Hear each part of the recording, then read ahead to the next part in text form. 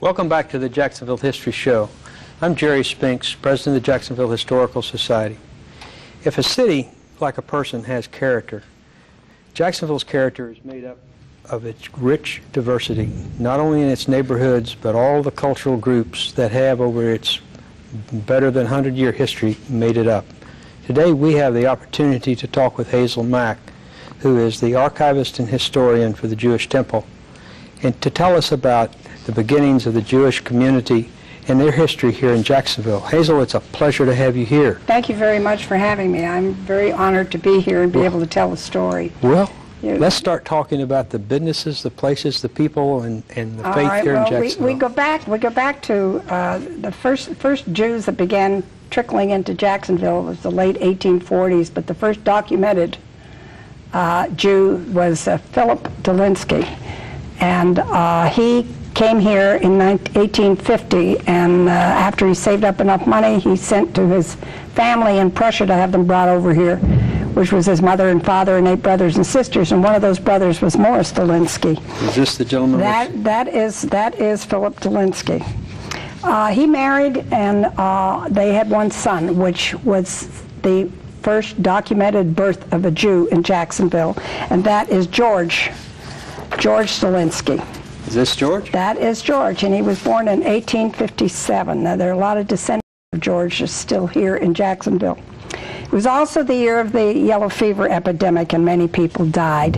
And not having a cemetery in Jacksonville, we had to take Moses Sephardi up to Charleston, South Carolina to be buried, which prompted the Jews of Jacksonville to seek property for proper burial.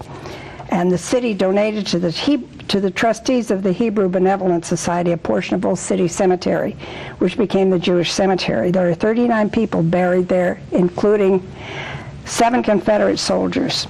This cemetery is the oldest Jewish cemetery in the state of Florida. Wow.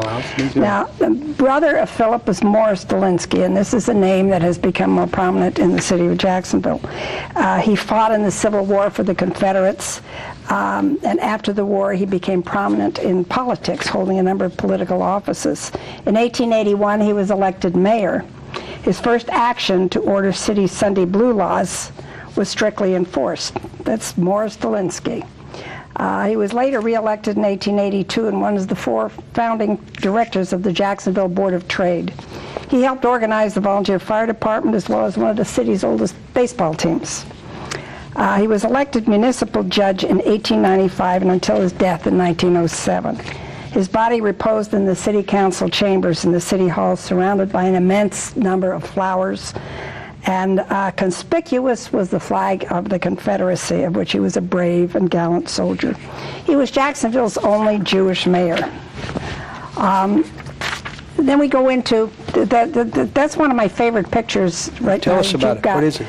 This is the old 1867, the old Bay Street, and it has the old stores. There's J.D. Bucky, there's Ehrlich, there's Frischkitz. And what I like about that picture is when you think of Bay Street as it is today, that picture shows this Bay Street right on the river. So you know that we have a lot more buildings built on fill that are there.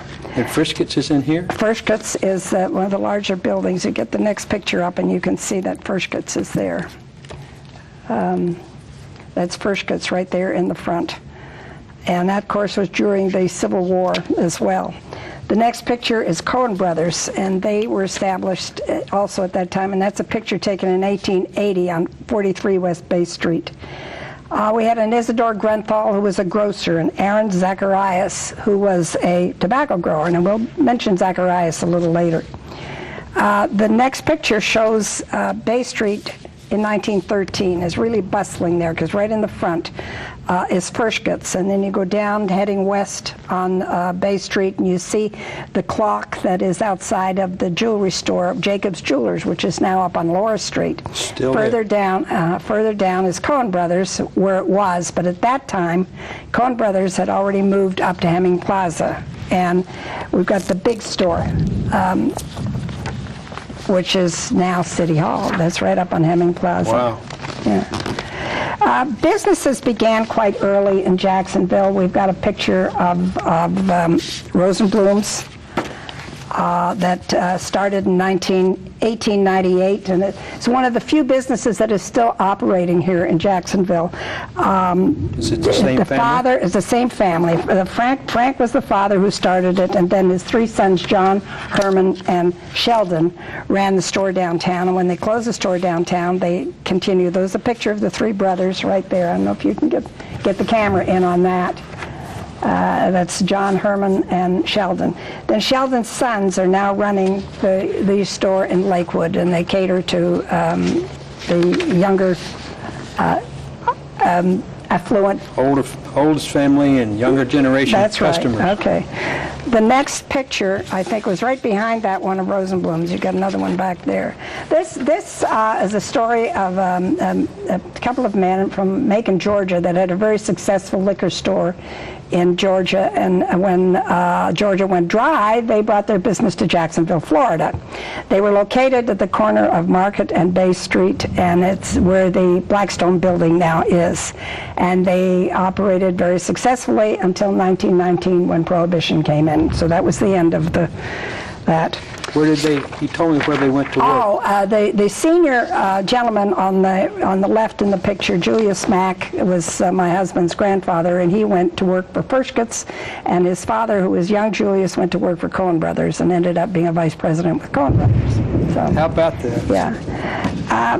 This is a picture of the French Novelty store, and they started in 1911 at 235 Laura Street. And it was a Salem and Esta Mizrahi, and they came over here, and they started this business with, and bring in all of their products were imported from France and Switzerland and Belgium, and they specialized in lace and ladies' wear. And as the family grew, the family came into the business and ran it. There were 12 French Novelty stores, and there were 18 Strawberry Fields, which was a lower priced for ladies' wear. And they were all managed by Salem's family.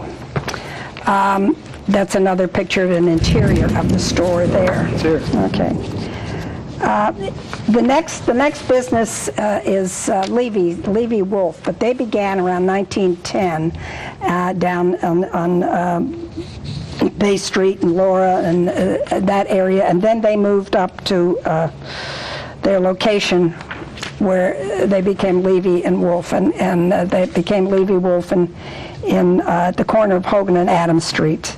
And in 1969 was they merged with the Wolf Brothers. I remember riding the elevator in this building. Yeah, there you go. Very nice person. Okay, yeah. Always took me where I need to go. That picture there that you're coming up with is Benjamin Setzer.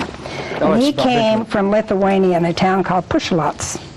And Benjamin Setzer, in 1924, opened his first grocery store, and on 8th Street, which became Food Fair. And by 1961, he had started another chain, the National Drug Company, and that went into Pick and Save. Of course, they're all out of business now. But then I mentioned Pushlot. This is a group of, I don't know if you can get a good picture of that one, but they're a group of citizens that left Pushlot, Lithuania, again to get away from the hardships and the anti-Semitism.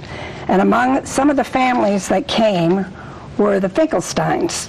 Sarah and Gabriel Finkelstein, you bring up this one, established a boarding house on Duval Street for Orthodox Jews arriving in Jacksonville. And that building was there, that picture is in 1980, on Duval Street, and is right around the corner from Warman's. But that's a picture of Sarah and Gabriel Finkelstein, and they kept a very kosher boarding house for the very Orthodox Jews who came to Jacksonville.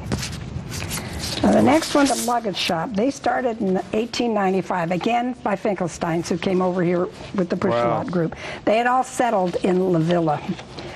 And the Luggage Shop was started by Neil Finkelstein, who was originally known as Finkelsteins. By 1920, it moved to Forsyth Street, and it was renamed the Luggage Shop. Owned and operated by Leonard Fink from 1930 until 1994, and after moving to several different locations, finally settled at Hemming Plaza. Sam Buckles ran it from 1994 until it closed in December to make room for the public library, the new library. Tell you what, let's take a on this last picture, since we're closing up our time. Okay. You can tell us about this one. That's Sam and Rosa Warman, and they started the New York Star Bakery, which became the popular Warman's Delicatessen. Wow. So, and the delicatessen is still there. Most of us around town have seen this photo because it's right above the counter where you order your sandwiches at Warman. I've often wondered about all these folks down here. Yeah. Hazel, tell us about your role in the temple as historian. Well, I started in 1980, and I owe a lot of what I do to Natalie Glickstein-Haz, who was the historian and the archivist for Congregation Havet Hesed, and she wrote the 100-year history. She's been my mentor. She's been my inspiration, and everything that I've shown here today has been a lot of her work. She has written and researched much of what we've talked about here today. Does the temple promote its heritage within the congregation? Yes, very much. We just recently celebrated our 125th anniversary, and because we began in 1882, although in 1867 we began having services but had not filed a charter, so it was 1882 before we actually filed a charter. Are many of those original families still represented in the temple? There's a few families. We've got our current president, Gary Wilkinson, is a descendant of one of the founding fathers, Julius Slager, and he's got a large family. I mean, he's got his father, and he's got his brothers and sisters, and they're here, and we've got some others that we honored at our 125th anniversary. So, and there are some members of the temple who are descendants of George Cywinski too. So there's still quite a few families that go back to the beginning. Well, as we close, perhaps a deal for another story another day. There was an important rabbi at the temple who was involved in World War II. Yes, that was Rabbi Sidney Lefkowitz. He was a rabbi he was a chaplain in the U.S. Army. He held the first Jewish services on German soil in 1944, which were the first Jewish services since the rise of the Third Reich. And he also was the first rabbi to visit the concentration camps. And so we're very proud of his heritage. And he served here in Jacksonville for a number of years? He served here in Jacksonville from 1946 until 1973, and then he was emeritus until his death in 1997. He still has family here. He has a daughter and 2 grandchildren and 3 great-grandchildren that live here in Jacksonville. So. Well, you mentioned before when we were talking about the Jewish cemetery up at Old City. Old City. It's there, and you're going to be working it. As we close, there probably going to be some efforts taken to... Yes, we're going to try and fix it up. It's been cleaned, but there's some broken stones, and some of them are missing. And it's like everything else over the years that just kind of, you and I worked on the cemetery committee. We are now closing for the evening, and I would like to thank you all for watching the Jacksonville History Show. We will be presenting other heritages, part of our community. We welcome you to watch this program, and to check on all of our activities, please go to www.jaxhistory.com and catch up on all of our activities on behalf of the city's heritage. Thank you and good night.